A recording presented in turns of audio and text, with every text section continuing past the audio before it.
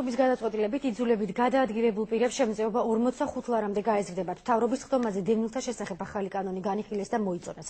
ოკუპირებული ტერიტორიებიდან იძულებით გადაადგილებულ პირთა განსახლებისა და ლტოლვილთა მინისტრის განცხადებით, ახალ კანონპროექტში გათვალისწინებულია რეფორმები და დევნილთა უფლებების დაცვა თანამედროვე სტანდარტების შესაბამისად მოხდება.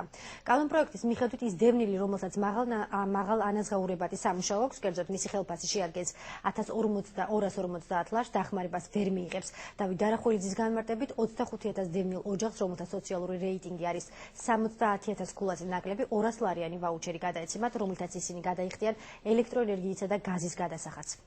Შემოდის რამდენიმე სერიოზული სიახლე, ახალი განმარტებები, მათ შორის გრძელვადიანის ბინის სარგებლობა, ბინის მართლზომიერი მფლობელობა, ოჯახის ცნება შემოდის, ასევე ოკუპირებულ ტერიტორიებზე დარჩენილი ქონების მემკვიდრეობით ქონების რესტიტუციის უფლება და მისი მემკვიდრეობით გადაცემა, რაც ეხება ერთ-ერთ მნიშვნელოვანს შემწეობის ზრდას, აქ გათვალისწინებულია დევნილთა შემწეობის გაზრდა 45 ლარამდე.